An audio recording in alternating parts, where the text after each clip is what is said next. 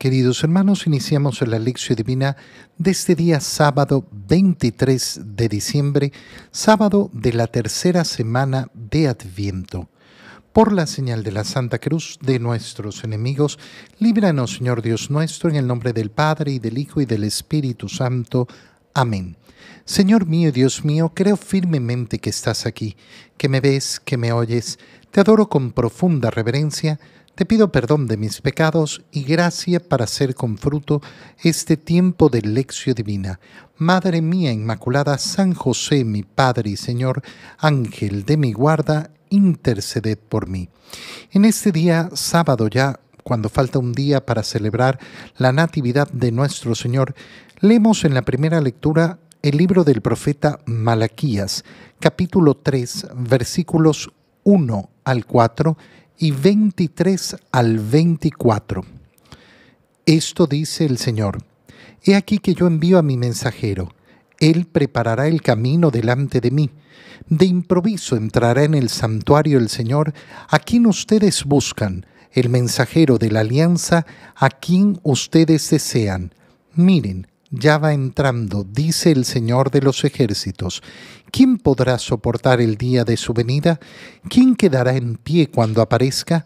Será como fuego de fundición, como la lejía de los lavaderos. Se sentará como un fundidor que refina la plata, como a la plata y al oro refinará a los hijos de Leví, y así podrán ellos ofrecer, como es debido, las ofrendas al Señor. Entonces agradará al Señor la ofrenda de Judá y de Jerusalén, como en los días pasados, como en los años antiguos. He aquí que yo les enviaré al profeta Elías antes de que llegue el día del Señor, día grande y terrible.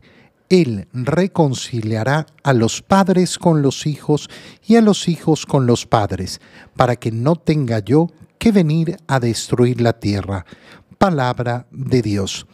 La lectura que hacemos del libro de Malaquías, ya cuando estamos al pie, en la proximidad de celebrar la Natividad de nuestro Señor, nos habla de esa venida de Juan el Bautista. Justamente en el Evangelio contemplaremos ese nacimiento de Juan el Bautista y todo lo que ocurrió en torno a él.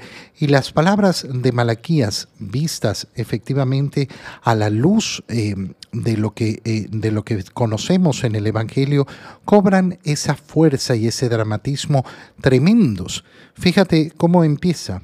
He aquí que yo envío a mi mensajero, que preparará el camino delante de mí.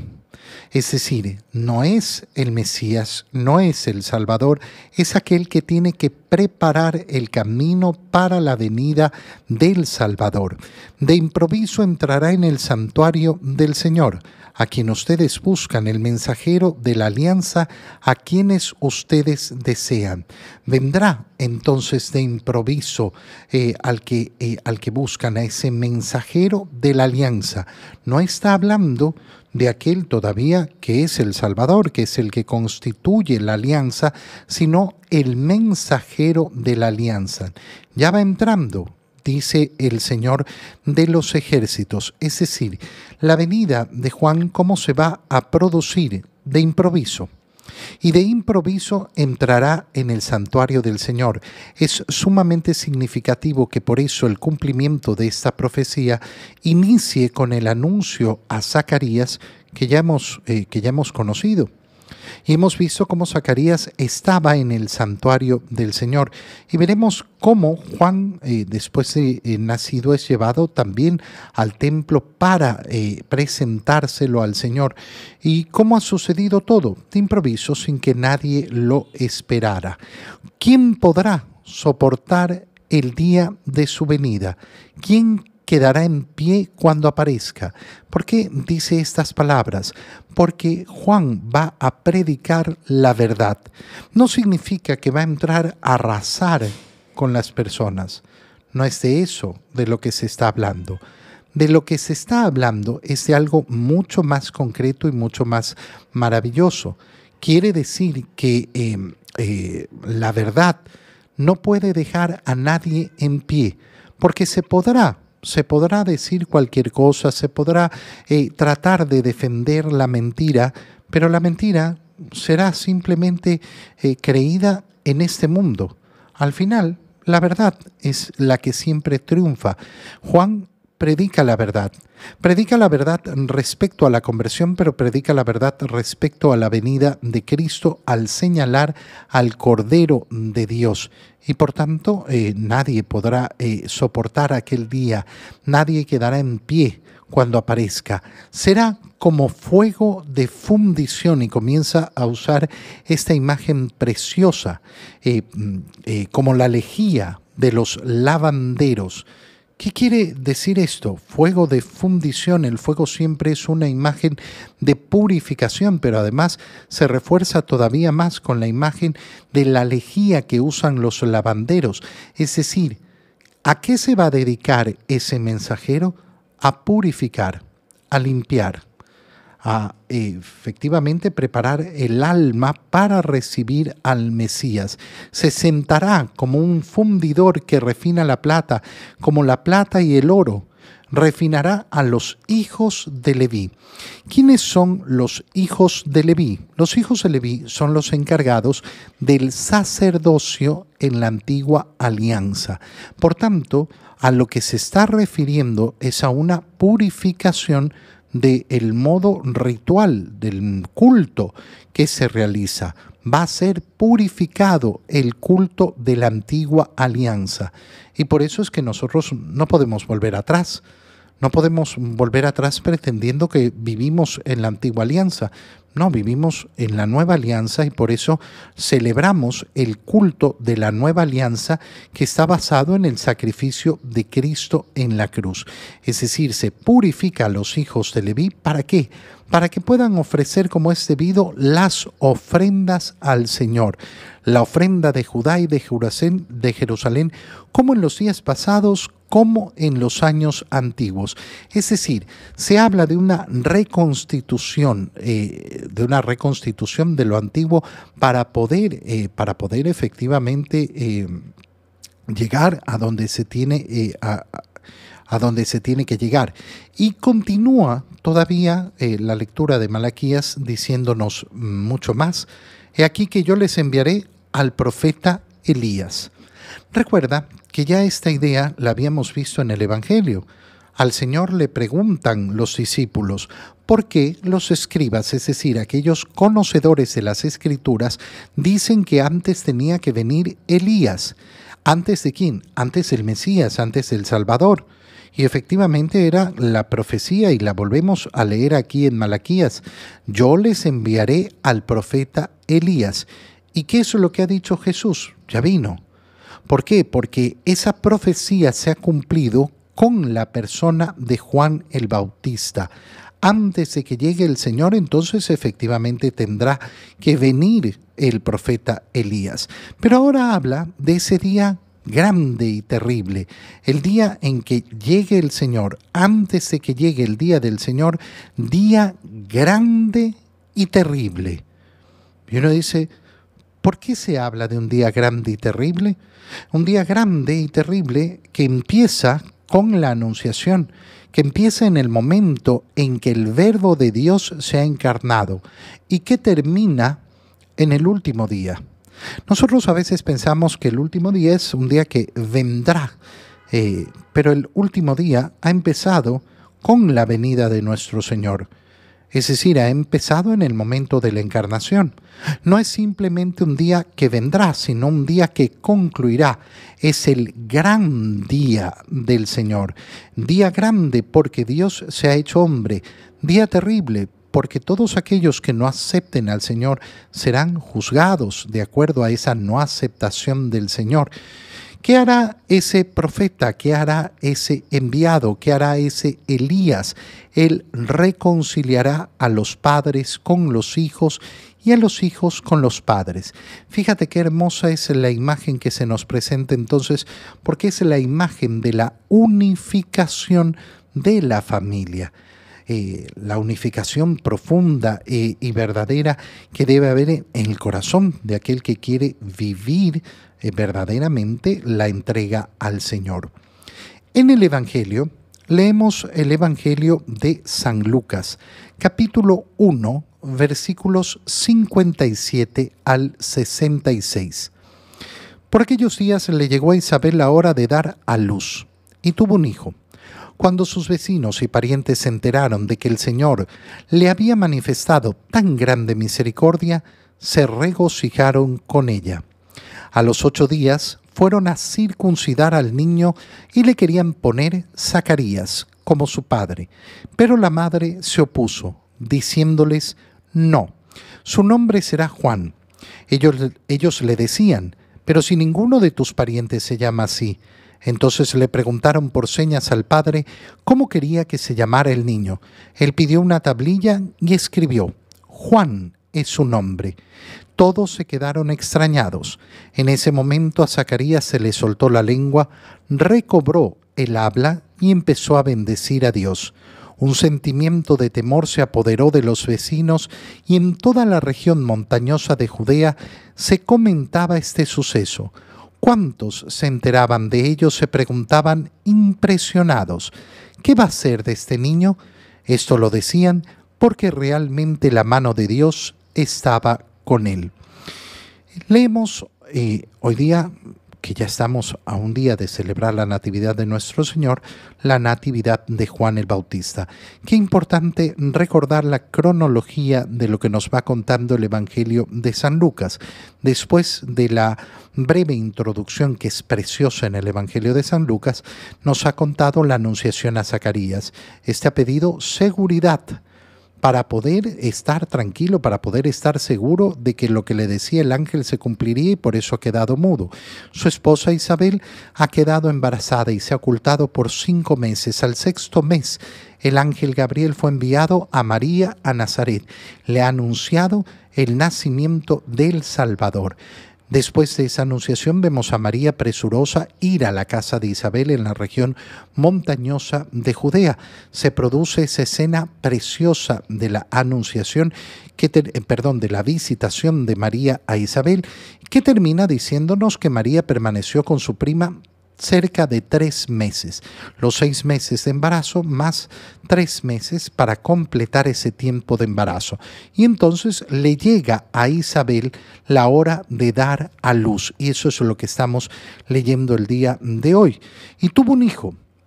Y cuando sus vecinos y parientes se enteraron de que el Señor le había manifestado tan grande misericordia, se regocijaron con ella. Fíjate qué bonito es esto. Ese regocijo. Oye, Isabel ha sido bendecida en su vejez para tener un hijo. Y entonces se entiende con más profundidad por qué era tan negativo que Isabel tuviera escondido el haber quedado embarazada. Esa visitación de María justamente para sacarla, para liberarla de esa vergüenza y para entender que el regocijo de la vida siempre tiene que ser eso: regocijarse por la vida que viene. A los 8 días después de su natividad, fueron a circuncidar al niño y le querían poner Zacarías como su padre. Quedémonos un segundo en los 8 días, que van a ser sumamente importantes. Esos 8 días marcan efectivamente los 7 días de la creación, los 6 días de la creación, el día del descanso, más un día más. Siempre un nuevo comienzo. Los 8 días, por eso, son algo sumamente importante. Nosotros estamos viviendo en este momento los 8 días anteriores a la Natividad, lo que se llama la octava de Adviento. La octava de Adviento empieza el 17 de diciembre y por eso desde el 17 de diciembre tenemos ferias privilegiadas. ¿Qué quiere decir? Que el 17 de diciembre se leen estas lecturas, lo mismo el 18, el 19 y así sucesivamente. No va a depender de si es martes, miércoles, jueves, sábado, no. Si es 17 se leen estas lecturas y se hacen estas oraciones.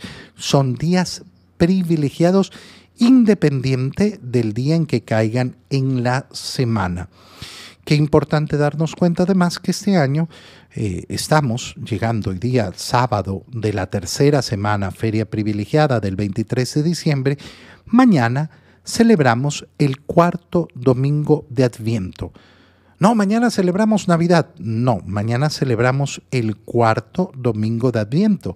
Recuerda que todavía tenemos que encender la cuarta vela de nuestra corona de Adviento.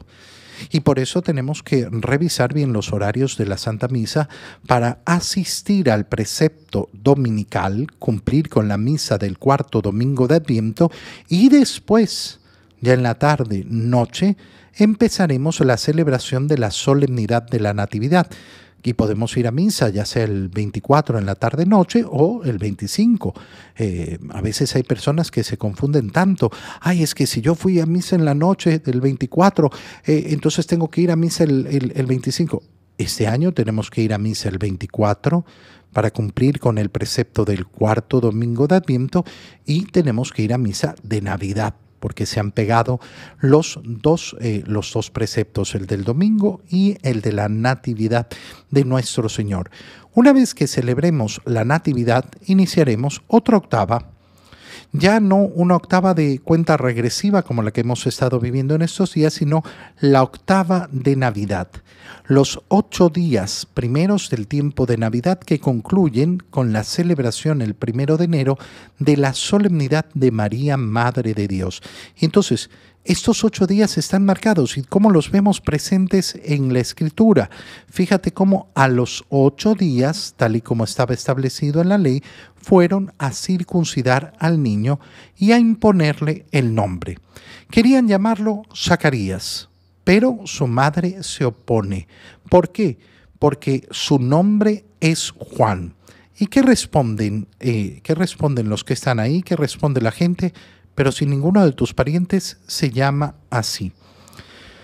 Cuando yo escucho esto en la Escritura, siempre recuerdo algo que es terrible en nuestra vida, y es no tener fundamentos para las cosas y basarnos en que siempre se ha hecho así. No, pero si no hay ningún pariente tuyo llamado Juan, tiene que llamarse Zacarías como su papá. ¿Quién dijo? Ay, porque siempre se ha hecho así. ¿Hay alguna ley de Dios que obligue a que mi hijo se llame como su papá? No. Yo elijo el nombre y no lo he elegido yo, sino que estoy cumpliendo la voluntad de Dios que le dio a conocer a Zacarías el nombre que debía ponerle a ese niño. Pero si tú te fijas en todos los ámbitos de la vida, siempre vamos a encontrar personas que no salen de ahí. No, es que siempre se ha hecho así. Yo soy un amante de la tradición, pero no hay tradición en la iglesia que no tenga fundamento. Nosotros hacemos las cosas siempre así, sí, pero hay una razón por la cual las hacemos así. Y si yo no sé la razón, entonces estaré haciendo las cosas sin sentido. Pero si además de eso no hay una razón profunda y verdadera para hacer las cosas así, bueno, yo puedo inventar una nueva forma y puedo cambiar. A mí cuando me dicen, no, pero es que siempre ha sido así, normalmente respondo, sí, siempre ha sido así. Hasta hoy. Hasta hoy. Si tu corazón es un corazón temeroso a los cambios, bueno, tienes que revisar tu corazón. Porque el corazón tiene que tener esa capacidad elástica para aceptar los cambios que son buenos, los cambios que lógicamente tienen un fundamento para hacer las cosas mejor y de acuerdo a la voluntad de Dios. No se trata del otro extremo, de pensar que hay el cambio por el cambio porque siempre hay que cambiar y porque el cambio es bueno. No. ¿Por qué? Siempre el por qué y el para qué. Siempre los fundamentos de nuestras acciones. Le preguntaron a señas a Zacarías cómo quería que se llamara el niño y dijo, escribiendo en una tablilla, Juan, es su nombre. Y en este momento es cuando se le soltó la lengua, recobró el habla y empezó a bendecir a Dios. Ya escucharemos el día de mañana las palabras de Zacarías en ese Benedictus, ese himno de Zacarías tan hermoso. Recobra el habla, ¿para qué? Para bendecir al Señor. Recobrar el habla para bendecir al Señor, ¿qué significa? Tener efectivamente nuestro corazón siempre dirigido a esa bendición. Si tengo una boca, en primer lugar, es para que pueda bendecir, alabar, glorificar, adorar a mi Señor. Te doy gracias, Dios mío, por los buenos propósitos, afectos e inspiraciones que me has comunicado en este tiempo de lección divina. Te pido ayuda para ponerlos por obra. Madre mía Inmaculada, San José, mi Padre y Señor, Ángel de mi guarda, interceded por mí. María, Madre de la Iglesia, ruega por nosotros. Queridos hermanos, reciban mi bendición en este día, en el nombre del Padre, y del Hijo, y del Espíritu Santo. Amén. Un feliz día para todos.